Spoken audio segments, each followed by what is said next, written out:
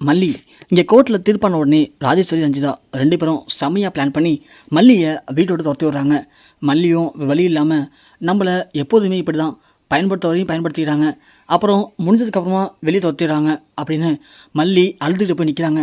இதை பார்த்த வெண்பா ஓடி போய், டாடா என்னடா ஆச்சு, ஏன் மல்லி அம்மா வீடோட துரத்துறீங்க டாடா, அங்கே பாருங்க டாடா அத்தையும் சித்தி என்ன பண்ணுறாங்கன்னு சொல்லிட்டு நீங்கள் வாங்க டாடா, வந்து மல்லிமா வீட்டில் கூட்டிட்டு வாங்க டாடா, மல்லிமா அழுதுகிட்டு நிற்கிறாங்க டாடா, ப்ளீஸ்டாடா எனக்காக வாங்கடாடா அப்படின்னு இங்கே விஜய்கிட்ட வந்து சொல்கிறாங்க.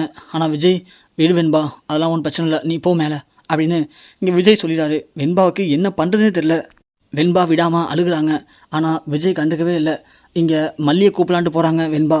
ஆனால் மல்லியும், இல்லை வெண்பா இது இப்படி தான், எப்போ பார்த்தாலும் விஜய் என்னை புரிஞ்சிக்கவே இல்லை, உங்கள் அத்தையும் சித்தியும் என்னை எப்படிலாம் இந்த வீட்டை விட்டு துரத்தலாம் தான் ட்ரை பண்ணுறாங்க, நானும் போனால் போதுன்னு உனக்காக இத்தனை நாள் பல்ல கடிச்சிட்டு இங்கே இருந்தேன், ஆனால் எப்போதுமே உனக்காக மட்டும்தான் நான் கஷ்டப்படுறேன் தவிர எனக்காக இந்த வீட்டில் யாருமே யோசிக்கிறதுக்கு இல்லை வெண்பா, நான் இப்போது இங்கே தப்பிச்சிருந்தாலும் திரும்ப திரும்ப இப்படி தானே குறைச்சி கொடுத்துருப்பாங்க, அப்புறம் என்னால் என்கிட்ட பேசுகிற உனக்கும் பிரச்சனை தான் வெண்பா, பரவாயில்ல நீ போயிட்டு இரு, நான் உன்னை மல்லிமா அப்போ வந்து ஸ்கூலில் பார்க்குறேன் அப்படின்னு சொல்லிட்டு மல்லி அழுதுகிட்டு பேகை தூக்கிட்டு போகிறாங்க.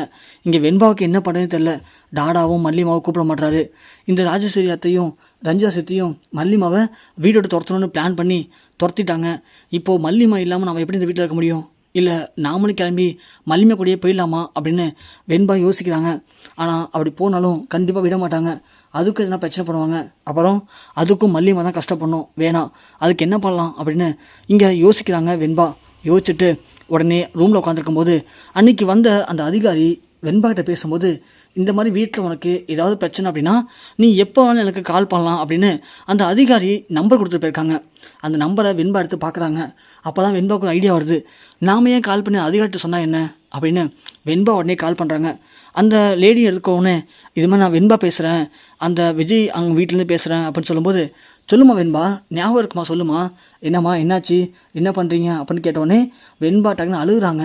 வெண்பா அழுகிறத பார்த்துட்டு அந்த அதிகாரி, என்னாச்சுமா வெண்பா ஏன் அழுகிற, வீட்டில் பிரச்சனையா அப்படின்னு கேட்டவுடனே வெண்பா நடந்ததையும் சொல்கிறாங்க. இது மாதிரி மல்லிமாவை எங்கள் வீட்டில் வேணும்னு பிரச்சனை பண்ணி மல்லிமாவை வீட்டோடு துரத்திட்டாங்க, மல்லிமா இல்லாமல் என்னால் இந்த வீட்டில் இருக்க முடியாது, எனக்கு மல்லிமா வேணும், நீங்கள் தான் எனக்கு உதவி பண்ணணும் அப்படின்னு சொல்லி அழுகுறாங்க. அதை பார்த்தோன்னே அதிகாரி, மேடம் ஓகே வெண்பா, நான் உங்கள் வீட்டு பக்கத்தில் தான் ஒரு விஷயமா வந்திருக்கேன், நான் வரேன் இது அப்படின்னு சொல்லிட்டு அந்த அதிகாரி உடனே கிளம்பி விஜய் வீட்டுக்கு போகிறாங்க. போகிற வழியில் பார்த்தா மல்லி அழுதுகிட்டே போகிறத பார்க்குறாங்க.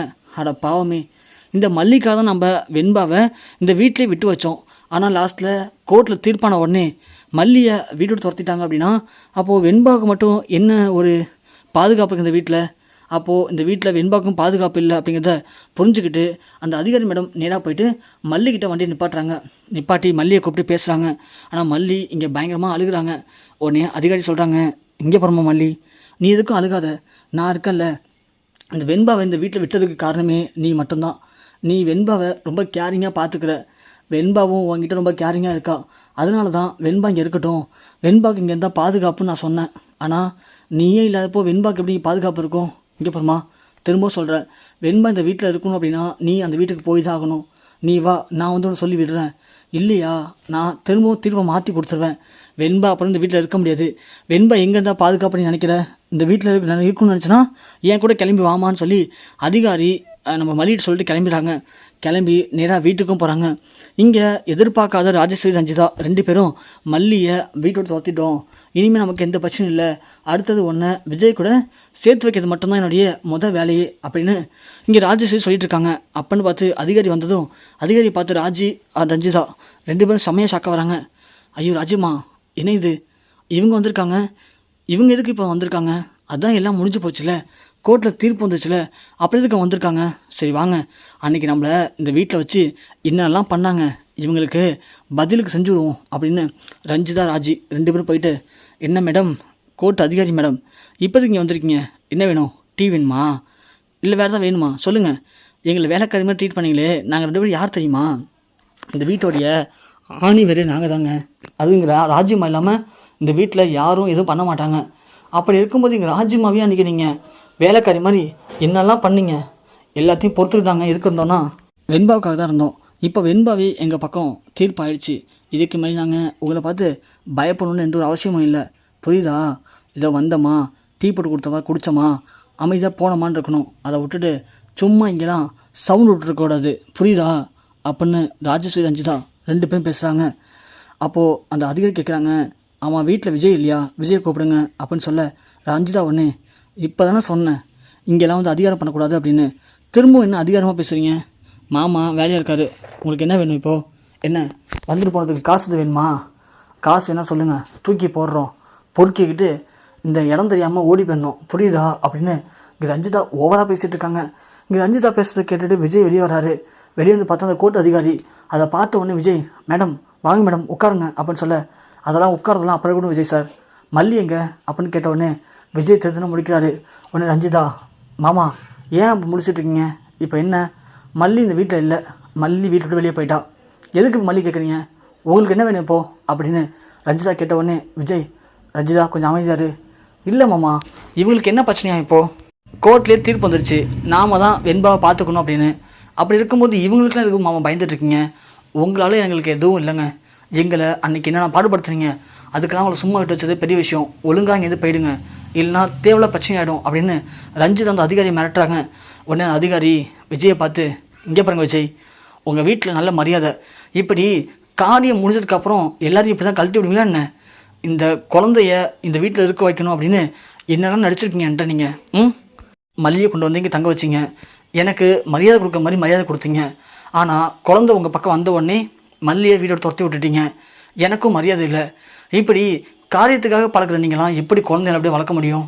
உங்களுக்கு பணம் காசு தான் முக்கியம், உங்களுடைய காரியம் ஆகணும்னா நல்லபடியாக இருப்பீங்க, காரியம் ஆகி முடிஞ்ச உடனே துரத்தி விட்டுருவீங்க. அப்படி இருக்கும்போது நீங்கள் குழந்தைய கண்டிப்பாக தெரிஞ்சு பத்திரமா வளர்க்க மாட்டீங்க.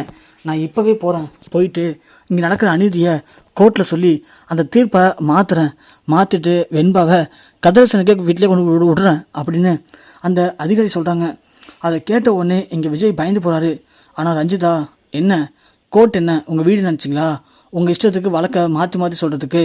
இங்கே பாருங்கள், கோர்ட்டில் தீர்ப்பாயிடுச்சு, இனி வெண்பாவை யார் நினச்சாலும் எங்கள்கிட்ட பிரிக்க முடியாது, எங்களுக்கும் எல்லா சட்டமும் தெரியும், சும்மா இங்கே பூச்சாணி காட்டாமல் கிளம்புங்க போல அப்படின்னு சொல்லவும் இங்கே உடனே அந்த அதிகாரி நேராக கால் பண்ணுறாங்க. ஜட்ஜி கால் பண்ணி, இதுமாதிரி நேற்று நம்ம ஒரு திருப்பூர் ஒரு குழந்தைக்காக அந்த குழந்தை வீட்டுக்கு தான் வந்தேன், அந்த குழந்தை வீட்டில் குழந்தைக்கு பாதுகாப்பு இல்லை, அந்த அம்மாவை வீட்டோட துரத்தி விட்டாங்க, நீங்கள் உடனே இந்த தீர்ப்பை மாற்றி அழகர்சன்ட்ட குழந்தைய இருக்கிற மாதிரி நீங்கள் தீர்ப்பு கொடுங்க அப்படின்னு அதிகாரி சொல்கிறாங்க. அதை சொல்லும்போதே இங்கே விஜய் டக்குன்னு, மேடம் என்ன பேசுகிறீங்க நீங்கள், ப்ளீஸ் மேடம் ஃபோன் வைங்க மேடம், நான் சொல்கிறது கேளுங்க மேடம் அப்படின்னு விஜய் பயங்கரமாக அழுகிறாரு. மேடம் ஏதோ தெரியாமல் மறந்து போச்சு, அவள் ஏதோ கொஞ்சம் திமிராக பேசிட்டா, எனக்காக மன்னிச்சு விட்டுருங்க மேடம், ப்ளீஸ் மேடம் அப்படின்னு சொல்லும்போது அதிகாரி கேட்குறாங்க, அப்படின்னா மல்லி எங்கே சார், மல்லி எங்கே போனாங்க, எதுக்கு மல்லியை வீட்டோட துரத்தி விட்டீங்க சொல்லுங்கள் சார் அப்படின்னு கேட்ட உடனே விஜய்க்கு இங்கே என்ன பேசுன்னு தெரில. இல்லை மேடம், அது வந்து இங்கே பாருங்க சார், திரும்ப சொல்கிறேன், வெண்பா இந்த வீட்டில் இருக்கிறதுக்கு முக்கியமான காரணமே மல்லி தான், நான் மல்லிக்காக மட்டும்தான் இந்த வீட்டில் குழந்தைய விட்டுட்டு போனேன், ஆனால் நீங்கள் மல்லியை வீட்டு துரத்தி விட்ருக்கீங்க, அப்படி இருக்கும்போது என்னால் இனிமேல் பார்த்துட்டு சும்மா இருக்க முடியாது, ஒன்று மல்லியை இந்த வீட்டுக்கு கொண்டு வாங்க, இல்லையா வெண்பாவை விட்டுருங்க, ரெண்டுத்தில் ஒன்று நடந்தே ஆகணும். நான் இப்போ போகிறேன், திரும்பவும் நான் ஈவினிங் வருவேன், ஈவினிங் வரும்போது இந்த வீட்டில் மல்லி இல்லை அப்படின்னா அப்புறம் வெண்பாவை நீங்கள் மறந்துடுங்க அப்படின்னு சொல்லிட்டு இங்கே அதிகாரி கிளம்பிடுறாங்க. உடனே இங்கே விஜய்க்கு செம்மையாக கோவம் வருது. ரஞ்சிதா உடனே, பார்த்தீங்களா மாமா அந்த லேடிக்கு எவ்வளோ திமிரு பார்த்தீங்களா அப்படின்னு சொல்ல, போதும் வாயை மூடு ரஞ்சிதா, எல்லாத்துக்கும் காரணம் நீங்கள் தான், மல்லி பாட்டு இந்த வீட்டில் அமைதியாக இருந்திருப்பா, ஆனால் கோர்ட்டில் தீர்ப்பாயிடுச்சு, இனிமேல் மல்லி எதுக்கு, மல்லியில் பிரச்சனை வரும் அப்படி இப்படின்னு போய் சொல்லி மல்லியை தேவையில்லாமல் வீட்டை விட்டு துரத்தி விட்டீங்க, இப்போ பாரு உங்களால் என் குழந்தை என்னை கைவிட்டு போயிடும், அவளுக்கு எனக்கு நீங்கள் என்ன பண்ணுவீங்க ஏது பண்ணுவீங்கன்னு தெரியாது, நீங்கள் 2 பேரும் எனக்கு இப்போ மல்லி இங்கே கொண்டு வந்தே ஆகணும், அவங்க திரும்ப ஈவினிங் வரத்துக்குள்ளே மல்லி இந்த வீட்டில் இருக்கணும், இல்லை அப்படின்னா நான் என்ன பண்ணணும்னு எனக்கே தெரியாது அப்படின்னு ரஞ்சிதா கிட்டே ராஜுக்கிட்டையும் பயங்கரமாக திட்டிட்டு விஜய் அங்கேருந்து போகிறாரு. உடனே ராஜி சொல்கிறாங்க, என்ன ரஞ்சிதா இப்படி பேசிட்டு போகிறான் அவன், தெரியல ராஜிமா, நாம் எங்கே போய் மல்லியை கூட்ட வர முடியும், நமக்கு என்ன தெரியும் மல்லி எங்கே இருப்பான்னு சொல்லிட்டு. ஐயோ ரஞ்சிதா, வாய் வச்சுட்டு கம்முன்னு இருந்தால் தானே, நீ பாட்டு உன் விருப்பத்தை ஏதோ பேசிட்டு போயிட்ட, பாரிப்போ அந்த அதிகாரி இப்படி சொல்லிட்டு போயிட்டாங்க, சாயந்தரத்துக்குள்ளே நாம் மல்லி இந்த வீட்டில் கொண்டு வரனா வெண்பா நம்ம கைவிட்டு போயிடுவா, அப்புறம் வெண்பா இந்த வீட்டோடு போனதுக்கு காரணம் நாம் தான் சொல்லி விஜய் அப்புறம் நம்மள்கிட்ட பேசவே மாட்டான், அவனும் இந்த வீட்டோடு கோச்சிட்டு போனால் போயிடுவான், வா கிளம்பும் மேலே போயிட்டு மல்லி அந்த வீட்டுக்கு கொண்டு வருவோம் அப்படின்னு யார் இந்த வீட்டோடு மல்லியை அடிச்சு துரத்துனாங்களோ அவங்களே நேராக மல்லியை தேடி கிளம்பியும் போகிறாங்க.